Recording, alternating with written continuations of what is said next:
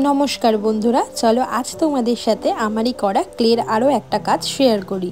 আমি এখানে ফেভিক্রিলের clay use করেছি। প্রথমেই সেখান থেকে হার্ডনার আর রেজিন দুটোকে সমান পরিমাণে নিয়ে একটু পাউডার দিয়ে ভালো মতো করে দুটোকে একসঙ্গে মিশিয়ে একটা গোল ডো বানিয়ে নিয়েছিলাম।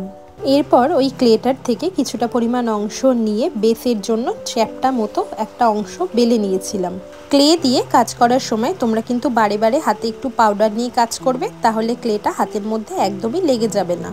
এরপর আমি এখানে একটা গাছের পাতা নিয়ে ক্লের ওপর ছাপ তুলে নিয়েছিলাম। এটাকে কিন্তু ভালো মতো করে চেপে চেপে ক্লেটার ওপর বসাতে হবে, তাহলে ছাপটা খুব ভালোভাবে উঠবে।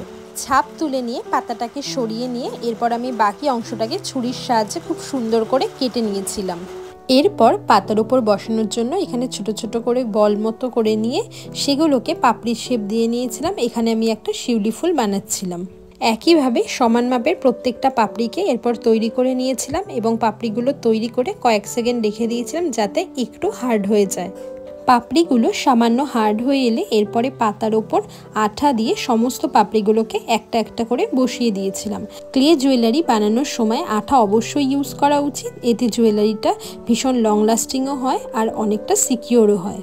শিউলি ফুল কিন্তু আরও অনেক রকমভাবে বানানো যায়। আজকে আমি তোমাদের এই পদ্ধতিতে বানানোটা দেখালাম। এরপরে অন্য কোনো একটা ভিডিওয়ে আরও অন্যরকম পদ্ধতিতে কিভাবে শিউলি ফুল বানানো যায় সেটাও তোমাদের সাথে শেয়ার করব। দেখো এখানে পাতার ওপর শিউলি ফুলটা আমার তৈরি হয়ে গেছে। এটা কিন্তু দুর্গাপুজোর স্পেশাল একটা লকেট হবে। চলো ভিডিওটা এখানেই শেষ করছি। ভালো লাগলে লাইক কমেন্ট শেয়ার করে সকলকে দেখার সুযোগ করে দিও। দেখা হবে নতুন কোনো ভিডিওতে। সবাই ভালো থেকো, টাটা।